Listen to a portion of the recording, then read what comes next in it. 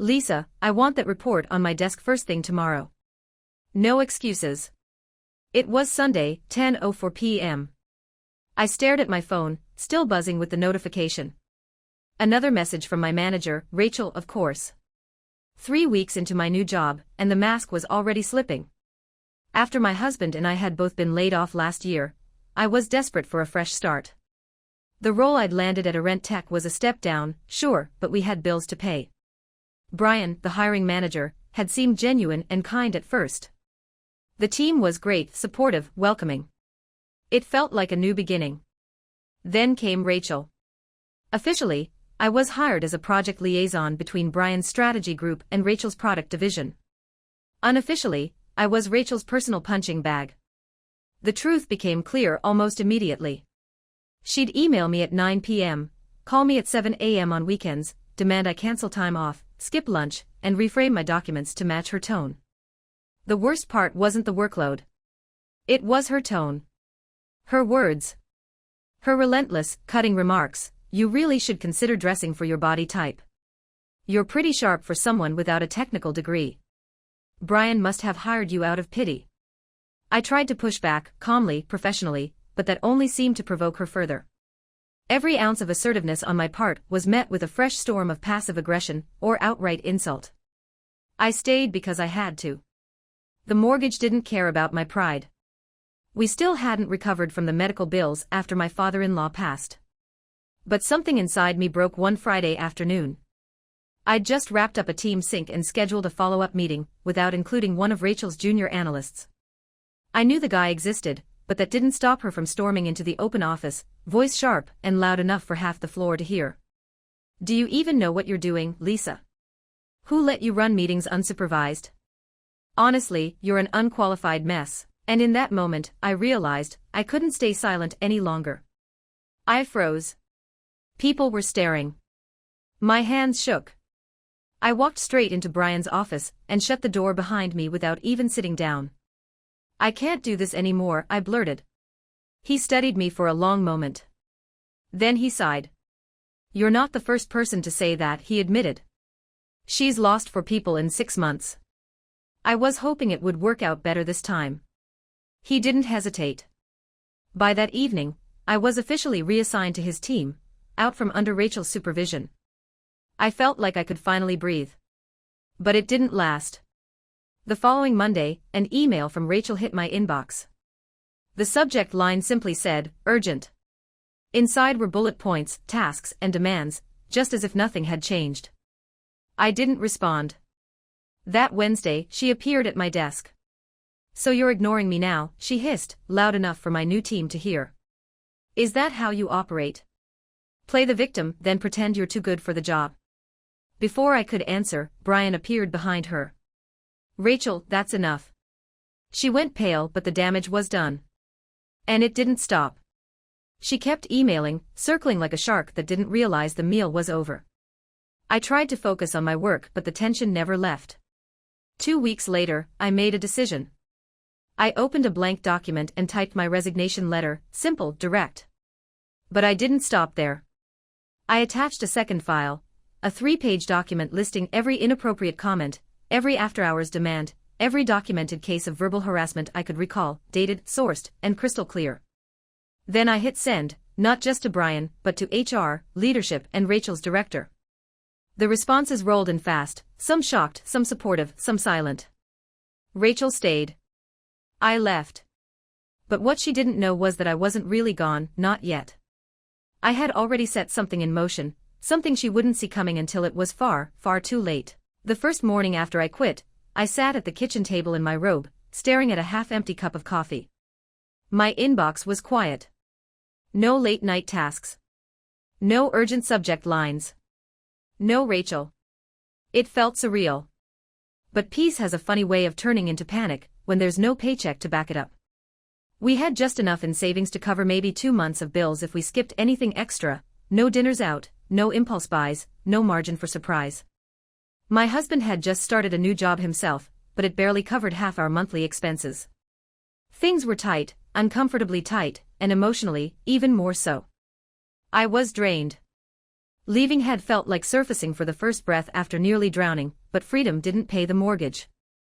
I spent the next 2 weeks applying to anything that seemed remotely relevant, 5 applications a day. Sometimes I tailored every resume, rewrote every cover letter, refined every detail. Still, nothing.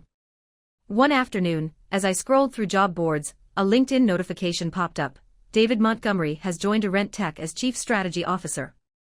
I blinked. David Montgomery, the same David I had worked with 5 years ago at Stratix, the one who had pulled me into a high-visibility project that led to my first promotion. We hadn't spoken in ages, but we had stayed loosely connected. LinkedIn likes here, a random birthday message there. Without overthinking it, I sent him a quick note. Congrats, David. Hope Arent treats you well. Let me know if you want any insights. I was there recently. Then I went back to job hunting. 20 minutes later, my phone rang. It was David. Lisa. Hey, wow. It's been, what, 4 years? Closer to 5. I laughed. Feels like a lifetime. We chatted for 20 minutes. I kept the tone light but honest. I told him I had been at Arent recently, that the culture had shifted, and that certain leaders, without naming names, had caused turnover and morale issues. He asked thoughtful questions. I shared a few ideas on how Arent could modernize internal systems and reduce redundancy between strategy and product. At the end of the call, he paused. You know, he said, I'm looking to hire a chief of staff. Someone who can help me rebuild from the inside. I wasn't sure where to start looking. Would you consider coming back? I sat in stunned silence. Back to Arent? Finally, I said, under you. Yep. You'd be reporting directly to me, he continued. I'll make sure your title and compensation match your experience. And let's be clear, you'd be 2 levels above whoever made your life difficult. I want you helping me rebuild things the right way. Drive culture change, not just survive it.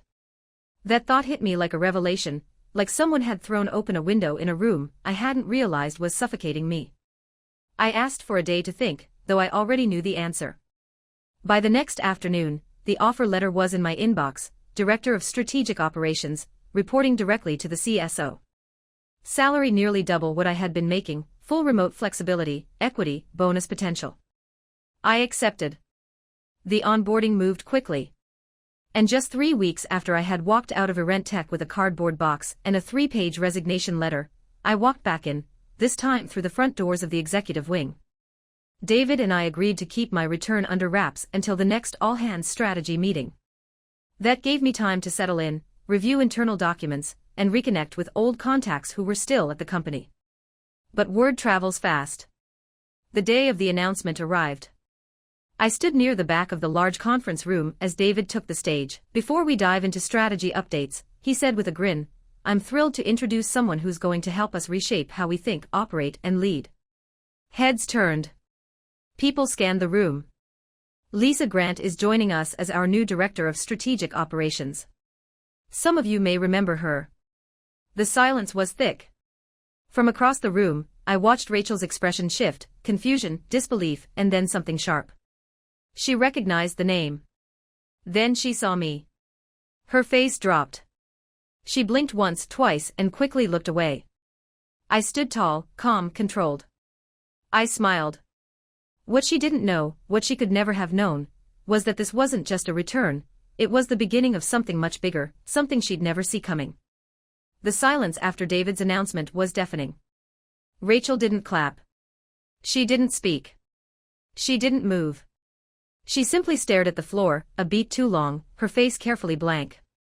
But I saw it, the flicker of panic, the realization that something had shifted, and she had no idea how deep the change went. I didn't approach her that day. I didn't have to. My presence was enough. I knew her well enough to understand that being blindsided publicly would eat away at her far more than any confrontation ever could. The next few days were surprisingly smooth.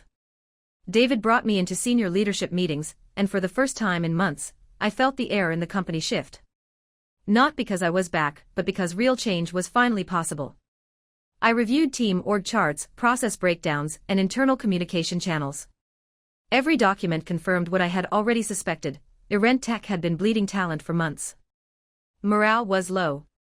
Turnover was high. Rachel's name came up repeatedly in exit interviews, often buried beneath layers of vague corporate phrasing, leadership misalignment, lack of psychological safety, unclear direction with a punitive edge. In plain language, she was toxic, and everyone knew it.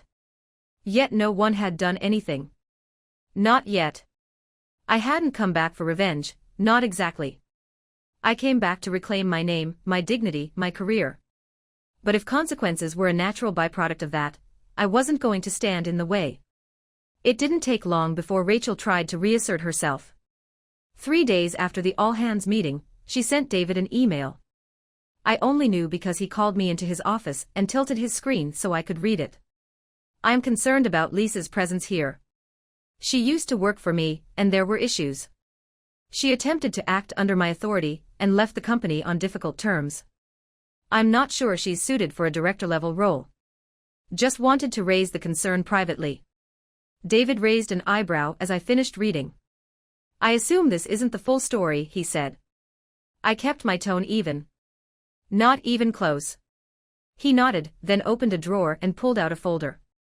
Inside was a printed copy of my resignation letter from 3 months earlier, the one I had CC'd to HR, leadership, and Rachel's own director, along with pages of documented harassment, dates, timestamps, and direct quotes. She forgot we keep digital records, he said simply. I shook my head. She hadn't forgotten. She just didn't think it mattered. Well, he said, it does. I left his office with a strange calm, not victorious, not smug, just settled. A kind of validation I hadn't expected to feel. But Rachel wasn't done. That Friday, she escalated. This time, she emailed David and the chief people officer. I believe Lisa is using her new position to target me. I've heard from others that she's speaking negatively about me. I am requesting an investigation into her behavior. It was laughable. I had barely spoken to anyone outside my department. David didn't respond. He simply forwarded Rachel's email to me with one line, "You don't need to reply. HR is already familiar with the context." I thought that would be the end of it. But Rachel couldn't help herself. The following week, during a senior leadership roundtable, she took a subtle dig. We were discussing a cross-functional delay in the product pipeline, something that had originated from a lack of collaboration between her team and ours. I explained the gap tactfully but clearly. Rachel interrupted me mid-sentence. "Maybe you're just not used to managing this level of complexity, Lisa," she said, smiling. "It's very different from administrative work." The air in the room went still. She had just implied, in front of 4 VPs, that I wasn't qualified to be at the table, and she did it with a smile. I didn't flinch. Instead, I leaned forward, met her gaze, and said, "I agree, Rachel.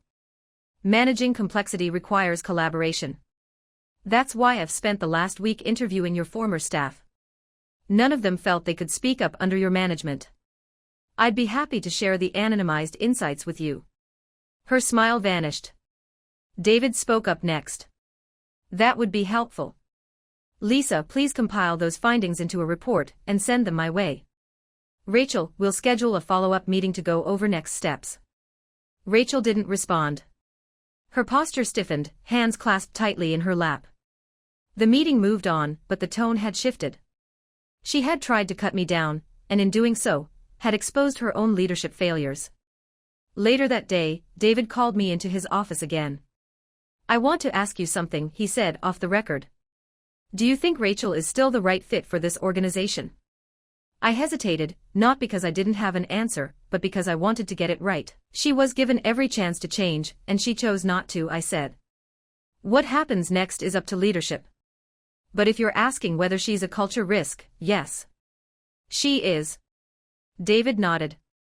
He didn't say more, but the look in his eyes told me everything. Rachel's time was running out, and she didn't even know it yet. Rachel didn't speak to me for a full week after the roundtable. No emails. No passive-aggressive comments. Just silence. But silence, when it comes from someone like Rachel, isn't peace, it's pressure. Pressure building behind a closed door. You don't know when it will blow, but you know it's coming. I focused on my work. The strategy alignment project David had assigned me had ballooned into a cross-departmental overhaul, and for the first time, I felt fully in control of shaping the organization I'd once feared would break me. I was meeting with team leads from engineering, data, marketing, and ops, and everywhere I went, I heard the same refrain: "We've been afraid to say this before."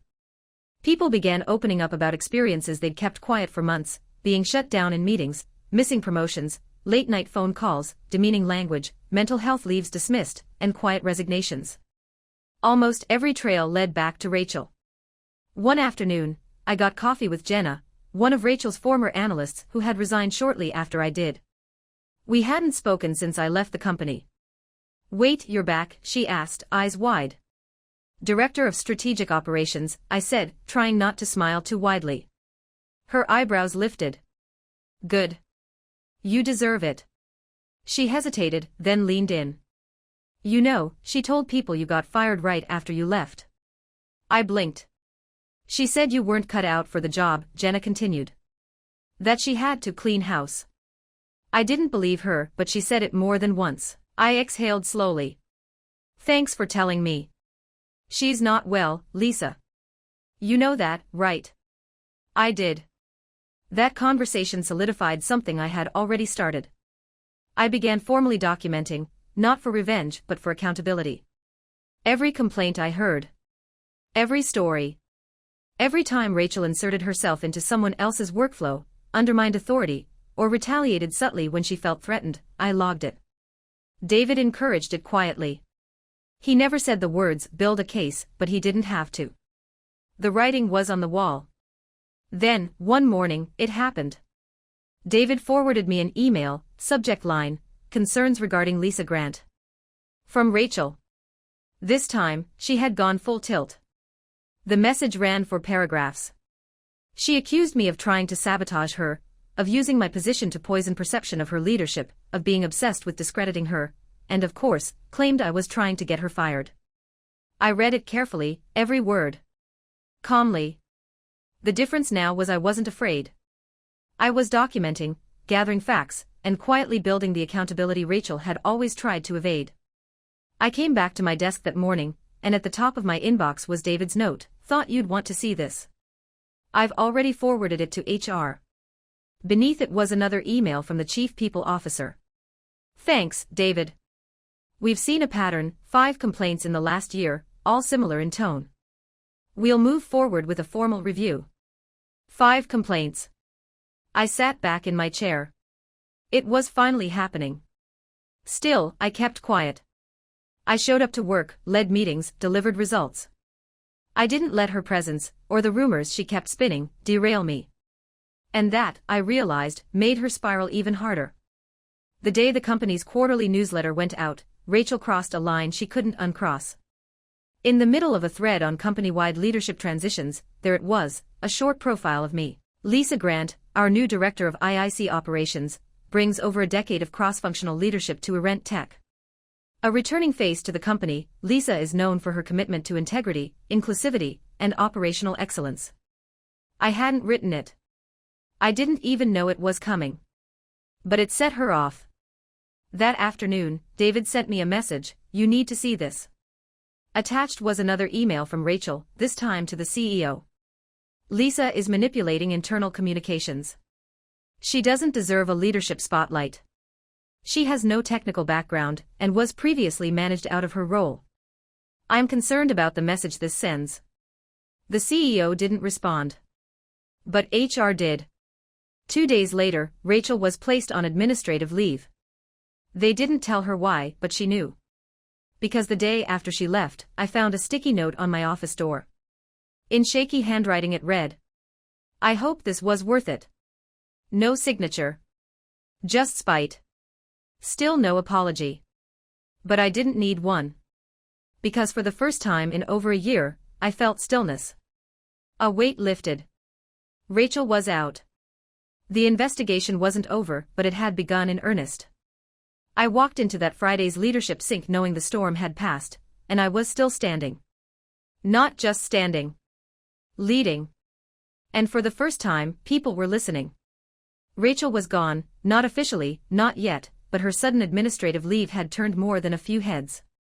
Whispers trickled through the halls.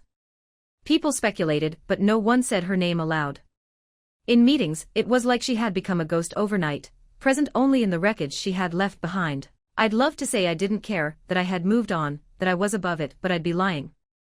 Because when someone's words have lived rent-free in your head for months, words that told you were stupid, unqualified, ugly, replaceable, it takes more than one suspension notice to evict them. Even now, I occasionally caught myself flinching when my phone buzzed after hours, expecting another one of her impossible demands. But this time, it wasn't her. It was David. Quick chat this afternoon. I met him in his office at 2 o'clock. The blinds were half drawn, the air thick with something unsaid. He gestured for me to sit. I wanted to give you an update before you hear it elsewhere, he said, sliding a printed document across his desk. It was a formal summary from HR's investigation, dozens of employee interviews, written statements, evidence logs, and Rachel's name at the center of it all. She's not coming back, he said, his voice calm. We've decided to terminate her contract effective immediately. I blinked, not because I was surprised but because it was real. Finally. Undeniably real. David continued. We discovered she had been recording private team meetings without consent. She also deleted project files out of spite when she was reassigned from key initiatives. But the worst part, she tried to sabotage your onboarding. He handed me another document, an email uncovered from her work archive. Subject, Director Profile Request for Revisions. Please reconsider highlighting Lisa Grant in the newsletter. She's not respected by the team, and has a history of insubordination. Elevating her might undermine leadership credibility. It was dated a week before the newsletter went out.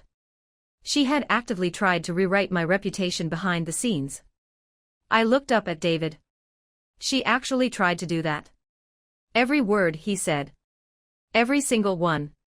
And for the first time in over a year, I felt it, the quiet, undeniable weight of vindication. David shook his head. She underestimated how many people were ready to speak up this time.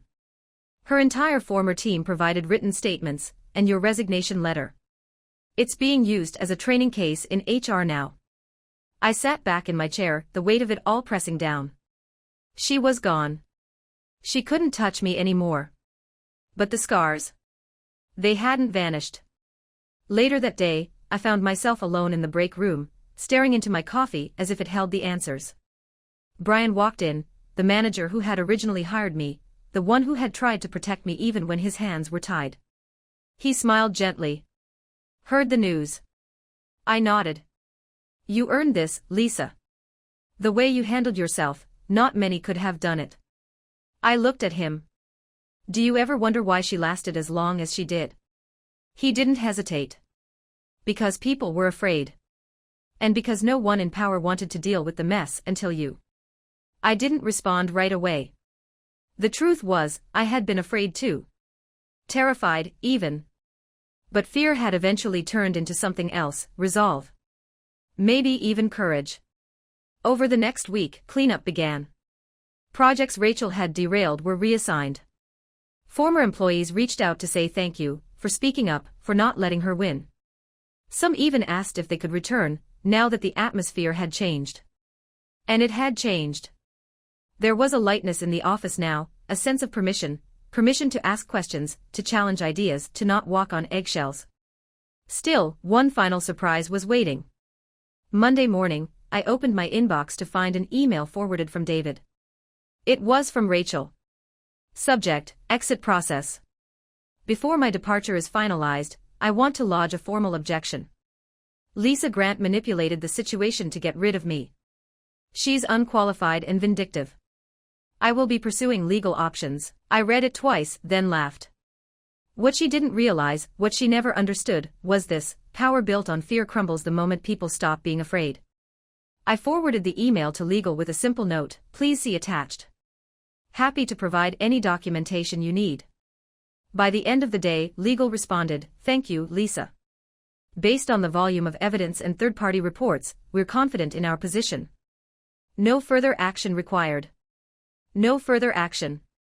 That phrase echoed in my mind, not just because the case was closed, but because, for the first time in over a year, I could finally breathe.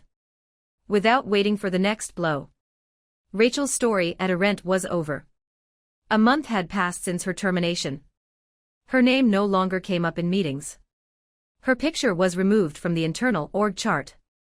Her office, once a space people entered with dread, had been quietly reassigned to a new hire, someone kind, collaborative, human. The fear she had ruled with was gone. But the shift didn't just live in the org chart or team meetings. It was in the way people stood taller, spoke more freely, and dared to raise concerns without bracing for retaliation. It was in the way I started sleeping again. Number 10 p.m. texts. No acid in my stomach on Sunday nights. No second-guessing my own worth. I had found my voice, and I wasn't giving it up. A few weeks later, David called me into his office. He smiled as I sat down and handed me a sleek invitation envelope. I opened it and read. Women in Leadership Annual Summit Panel Invitation.